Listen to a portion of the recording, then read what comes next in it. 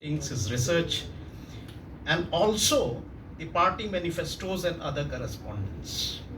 So there are a couple of things which come out very clearly, and I've brought some quotations also from many of his writings and his speeches. See, the primary aim of Ambedkar's life was to reconstruct the Hindu society, which Professor Balaji also referred to. And he also gave very utmost importance to education in his life. I mean, he was himself highly educated. He used a very constructive and I would say structural approach to reform the society. So, education to him was the sole basis of political, social, and economic revolution. This is what Ambedkar wanted, and this clearly comes out from his various writings and speeches. Indeed, at one point of time, and this is a quote, the education that makes us neither competent nor teaches us lessons of equality and morality is no more education. This is what Ambedkar very clearly in one of his speeches has mentioned.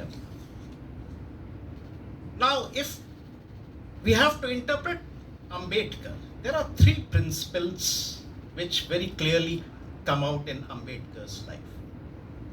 First, and again it's a quote, be educated, be organized, and agitate.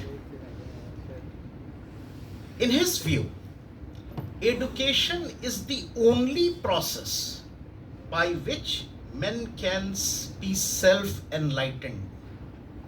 And according to him, education, again within quotes, education is that which makes men fearless, teach unity, which my predecessors also mentioned about, teach unity, make understand their birthright, and teach a man to struggle and fight for freedom. So Ambedkar was very clear in his philosophy. He gave utmost importance to self-respect, to confidence and human pride.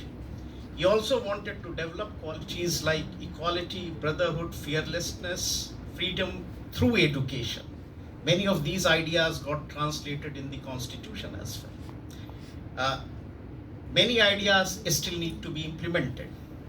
But when we look at NEP today, there are few things which are very clear in NEP, and possibly we can say that Ambedkar's ideas may have contributed to it. The first is education for social emancipation. This is what NEP also talks about. NEP also says that education aims at bringing social, economic, and political change in people's attitude. And Ambedkar also, with his experiences in Indian society, was a staunch opponent of social discrimination, casteism, gender inequality, untouchability, and so on. The second most important characteristic which comes out very clearly is the universalization of education, which Ambedkar spoke about long time back, but it's also very much there in NEP of today. Ambedkar, when it comes to universalization of education, Ambedkar himself was very deeply influenced by his mentor John Dewey and his views on democratization of education. And that's from where he got this idea of entire universalization of education. So he said, a large Indian society, especially women and individuals belonging to lower castes, was deprived of education.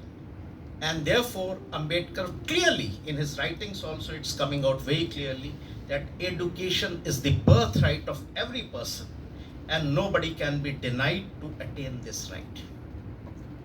The third important aspect, which possibly from Ambedkar's ideas on education and NEP, is the women education.